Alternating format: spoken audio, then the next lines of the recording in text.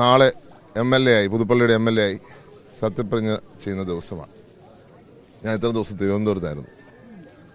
ഇപ്പം ഞാൻ എൻ്റെ പിതാവിൻ്റെ കല്ലറയിൽ വന്ന് അനുഗ്രഹം വാങ്ങിക്കാൻ വന്നതാണ്. അപ്പോൾ ഞാൻ തിരിച്ചു പോകുന്ന വഴിക്ക് ഒരു യാത്ര ആയി അത് മാറ്റി എന്ന് ഞാൻ കണ്ടു. ഒരു കാരണവശാലും അത് അംഗീകരിക്കുന്ന പ്രശ്നമില്ല, ഒരു കാരണവശാലും അംഗീകരിക്കാൻ സാധിക്കത്തില്ല. ഒരു അനൗൺസ്മെൻ്റ് ഉണ്ടാവാൻ പാടില്ല. ആരെങ്കിലും ഞാൻ 1-2 ഫ്ലെക്സ് എവിടെയോ ഇരിക്കുന്നത് കണ്ടു വാട്സപ്പിലൊക്കെ. ഒരു കാരണവശാലും അത് പറ്റത്തില്ല. എല്ലാ ഫ്ലെക്സുകളും മാറ്റണം. ഇത് ഒരു തെറ്റിദ്ധരിക്കപ്പെടാൻ സാധ്യതയുണ്ട്. എനിക്ക് എൻ്റെ സഹോദരങ്ങളോട്, എന്നെ സ്നേഹിക്കുന്നവരോട് എനിക്ക് പറയാനുള്ളത്, നിങ്ങൾ ഒരിക്കലും ചെയ്യരുത്. കഴിഞ്ഞ 4 ദിവസം ഞാൻ അനുഭവിച്ചതിൻ്റെ ഏറ്റവും പാരമ്യത്തിലെത്തിയിരിക്കുക. ഇത് അടുത്ത ലെവലിലേക്ക് നിങ്ങൾ കൊണ്ടുവരുന്നത്. എൻ്റെ പാർട്ടിയെ ഞാൻ ജീവന് തുല്യം സ്നേഹിക്കുന്ന ആളാണ്. 26 വർഷം ഞാൻ ഈ പാർട്ടിക്ക് വേണ്ടി പ്രവർത്തിച്ച, 23 വർഷം ഒരു സ്ഥാനം വഹിക്കാതെ പ്രവർത്തിച്ച ഒരാളാണ്.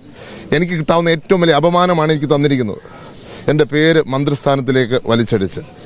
ഇനി നിങ്ങൾ എന്നെ അടുത്ത ലെവലിലേക്ക് കൊണ്ടുപോയി ഞാൻ പാർട്ടി വിരുദ്ധനാക്കി മാറ്റുന്നത് നിങ്ങൾ ചെയ്യരുത്. എനിക്ക് നിങ്ങളോട് അഭ്യർത്ഥിക്കാൻ, എൻ്റെ സഹോദരങ്ങളോടാണ്, നിങ്ങൾ തെറ്റിദ്ധരിക്കരുത്. എനിക്ക് നിങ്ങളോടാണ് പറയാനുള്ളത്, ഒരു കാരണവശാലും എൻ്റെ പാർട്ടിക്കെതിരായി ഞാൻ ജീവിതത്തിൽ ഞാൻ ചിന്തിച്ചിട്ടില്ല.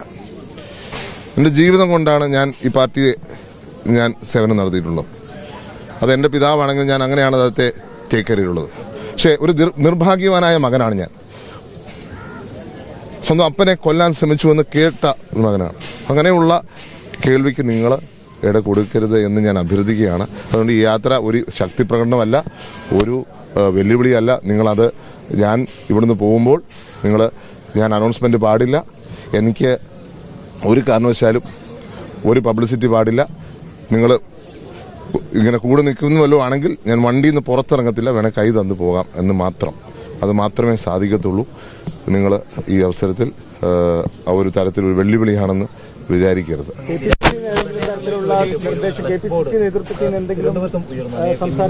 അങ്ങനെയുള്ള ഫ്ലെക്സ് ബോർഡുകളൊക്കെ മാറ്റണം. ഒരു കാരണവശാലും അങ്ങനെയുള്ള ഫ്ലെക്സ് ബോർഡുകൾ വെക്കാൻ പറ്റത്തില്ല.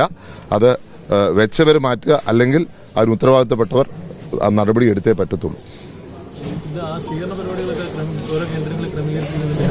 നമ്മുടെ അറിവില്ല, അത് അവർക്കേ അറിയത്തുള്ളൂ, ചെയ്തവർക്ക് അറിയത്തുള്ളൂ. ബന്ധപ്പെട്ടിട്ടുണ്ടോ ഇതിങ്ങനെ ഒരു? എന്നെ ആരും ഒന്നും പറഞ്ഞു, വാർത്ത വന്നതിന് പിന്നാലെ എന്നെ ആരും ബന്ധപ്പെട്ടില്ല. ഒരു വാട്സാപ്പിലെല്ലാം ഒരു പോസ്റ്റർ പ്രചരിക്കുകയായിരുന്നു, ചാണ്ടി യാത്ര നടന്നു തിരുവനന്തപുരത്തേക്ക്. അതിപ്പം ഞാൻ ഇവിടുന്ന് വരുന്നവർ അറിയാമല്ലോ, ഞാനിവിടെ വരുന്ന അറിയാമല്ലോ, ഇന്ന് ഞാൻ വൈകിട്ട് വന്ന് എനിക്ക് പോകേണ്ടത് അറിയാമല്ലോ. അതെന്റെ സഹപ്രവർത്തകർക്ക് എന്തായാലും അറിയാം. ഈ പുതുപ്പള്ളിയിൽ ഇത്ര ഭൂരിപക്ഷത്തിൽ വിജയിച്ച ചാണ്ടി മന്ത്രിയായി കാണണമെന്ന് പുതുപ്പള്ളിക്കാർക്കും ഒരുപാട് ആളുകൾക്കും ആഗ്രഹമുണ്ടായിരുന്നു. അതൊക്കെ പലരും നേരിട്ട് വന്ന് പറയുകയും ചെയ്തിട്ടുണ്ട്. അങ്ങനെയുള്ളവരുടെ ഒരു കൂട്ടം ആണോ ഇപ്പോൾ വരുന്നത്? ഇത് എൻ്റെ മണ്ഡലത്തിൽ എന്നോട് സ്നേഹമുള്ളവർ വന്നിരിക്കുകയാണ്. അത് സ്വാഭാവികമായിട്ട് വരും. കാരണം ഇന്ന് ഞാൻ സത്യപ്രതിജ്ഞ ചെയ്യാൻ പോകുന്ന ദിവസമാണ്. അതിന് വരുന്നതിന് ഒരു തെറ്റും ഞാൻ കാണുന്നില്ല. അവർ വന്നാലും അത് സ്വാഭാവികമായിട്ടുള്ള ഒരു കാര്യമാണ്. എൻ്റെ മണ്ഡലത്തിലെ എൻ്റെ സഹപ്രവർത്തകരാണ്, എൻ്റെ ജനങ്ങളാണ്.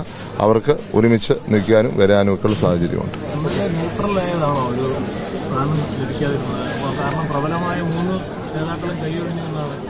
ഞാൻ ജീവിതത്തിൻ്റെ തുടക്കം മുതൽ ഇന്ന് വരെ ഒരു കോൺഗ്രസ്സുകാരനായിരുന്നു. നിങ്ങൾക്കറിയാം, എൻ്റെ പിതാവ് മുഖ്യമന്ത്രിയായിരുന്നപ്പോഴും എൻ്റെ നിലപാട് കോൺഗ്രസിനോടൊപ്പമായിരുന്നു. എൻ്റെ നിലപാട് രാഹുൽ ഗാന്ധിയോടൊപ്പമാണ്. രാഹുൽ ഗാന്ധിയോടൊപ്പം 4000 കിലോമീറ്റർ ഈ രാജ്യത്തിൻ്റെ ഐക്യത്തിന് ഒരുമിക്ക് വേണ്ടി ഞാൻ യാത്ര ചെയ്ത വ്യക്തിയാണ്. ഞാൻ ഏതെങ്കിലും ഒരു ഗ്രൂപ്പ് യോഗത്തിൽ പങ്കെടുത്തിട്ടില്ല ഇതുവരെ. എൻ്റെ പിതാവ് ഉള്ളപ്പോൾ പോലും ഒരു ഗ്രൂപ്പ് യോഗത്തിൽ പങ്കെടുക്കാത്ത ഒരാളാണ് ഞാൻ. അപ്പോൾ പിന്നെ എൻ്റെ നിലപാടിൽ എന്തെങ്കിലും വ്യത്യാസം ഉണ്ടാവുമോ? ഞാനിത് പുറത്ത് ഞാൻ സംസാരിക്കാൻ ആഗ്രഹിക്കാത്തൊരു കാര്യം ഇപ്പം ചോദിച്ചുകൊണ്ട് ഞാൻ പറയുകയാണ്. ഞാൻ എന്നും ഒരു കോൺഗ്രസ്സുകാരനാണിതും ഇനി അങ്ങനെ ആയിരിക്കും. അതുകൊണ്ട് അതിനെക്കുറിച്ച് കൂടുതൽ എനിക്ക് പറയാനില്ല. ഈ കോട്ടയത്തിന് ഒരു കോൺഗ്രസ് മന്ത്രി ഇല്ല. പ്രത്യേകിച്ചും ഈ താങ്കളും തിരുവഞ്ചൂർ രാധാകൃഷ്ണനും ഈ പറഞ്ഞ പോലെ ഒരു ന്യൂട്രൽ നിലപാട് സ്വീകരിച്ചുകൊണ്ടാണ് മന്ത്രിസ്ഥാനത്തേക്ക് വരാതിരുന്നത് എന്ന് പറയുന്നുണ്ട്. ആദ്യമായിട്ടാണ് കോട്ടയത്തൊരു മന്ത്രി ഇല്ലാത്ത ഒരു. അദ്ദേഹം സ്പീക്കറല്ലേ? തിരുവഞ്ചൂർ സാറ് തന്നെ പറഞ്ഞിട്ടുണ്ടല്ലോ, ഒറ്റയാളേ ഉള്ളൂ സ്പീക്കർ, മുഖ്യമന്ത്രിയെ കൂട്ട് തന്നെ, അതും ഒറ്റയാളേ ഉള്ളൂ. മുഖ്യമന്ത്രി കഴിഞ്ഞാൽ ഗവർണർ, മുഖ്യമന്ത്രി, സ്പീക്കർ, ഇതാണ് പ്രോട്ടോകോൾ. ഇപ്പൊ കേരളത്തിലെ ഏക സ്പീക്കർ അല്ലെങ്കിൽ സിംഗിൾ മാൻ, അതിൽപ്പൊരു അംഗീകാരം കോട്ടയത്തിന് കൊടുക്കാൻ പറ്റുമോ? പക്ഷേ ഇപ്പം മറ്റുള്ള സാഹചര്യം എന്താണെന്ന് എനിക്കറിയത്തില്ല. നിങ്ങൾ മുഖ്യമന്ത്രിയുടെ ചില എന്താ പറയുക ഡിസ്ക്രിഷൻസ് ഉണ്ട്, അദ്ദേഹത്തിൻ്റെ പുറത്ത് പ്രഷേഴ്സ് ഉണ്ട്, അതുപോലെ പാർട്ടി നേതൃത്വത്തിന് പ്രഷറുണ്ട്. അത് എന്താണെന്നുള്ളത് അവർക്കറിയാം. അവർ കറക്റ്റ് ഡിസിഷൻ എടുത്തിരിക്കുന്നത്. ഇപ്പോൾ ഒരു മന്ത്രിയാണെങ്കിൽ ഉണ്ടല്ലോ, UDF മന്ത്രി ഉണ്ടല്ലോ, അത് എങ്ങനെ മറക്കാൻ പറ്റും? ഒരു മന്ത്രി ഇല്ലാന്ന് അങ്ങനെ പറയാം. UDF മന്ത്രിയുണ്ട്. ഞങ്ങൾ ഒറ്റ ടീമായിട്ട് പ്രവർത്തിക്കുന്നവരാ. അപ്പോൾ അതായാലും കുഴപ്പമില്ല.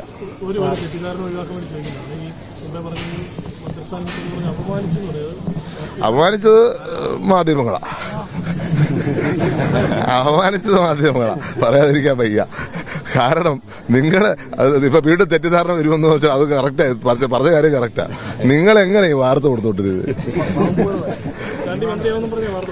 അതാ പറഞ്ഞേ.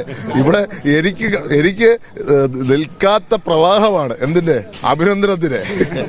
നിങ്ങളുടെ അവസ്ഥ ഒന്ന് ആലോചിച്ചേ. നിങ്ങൾക്ക് ഇതേ സാഹചര്യമാണെങ്കിൽ നിങ്ങൾ എങ്ങനെ പ്രതികരിക്കും? നന്ദി സ്വീകരിക്കണോ, നന്ദി തള്ളണോ? അതുകൊണ്ട് ഇനിയെങ്കിലും മാധ്യമങ്ങൾ ചെറിയൊരു, നിങ്ങൾ എന്നോട് സ്നേഹം കൊണ്ടായിരിക്കാം, കേട്ടോ. നിങ്ങൾ കുറ്റം പറഞ്ഞല്ല കേട്ടോ. നിങ്ങളെ കുറ്റം പറയത്തേ ഇല്ല. നിങ്ങൾക്ക് ഞാൻ പറയും, ജനങ്ങൾക്കുള്ള പ്രതീക്ഷ നിങ്ങൾ പ്രതിഫലിപ്പിച്ചത് ജനങ്ങൾക്കുള്ള പ്രതീക്ഷയാണെന്ന് ഞാൻ പറയും.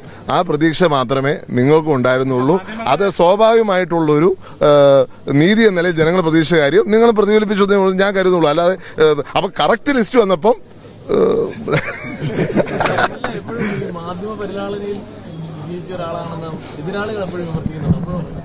മാധ്യമ പരിലാളന കിട്ടിയ ആളാണോ?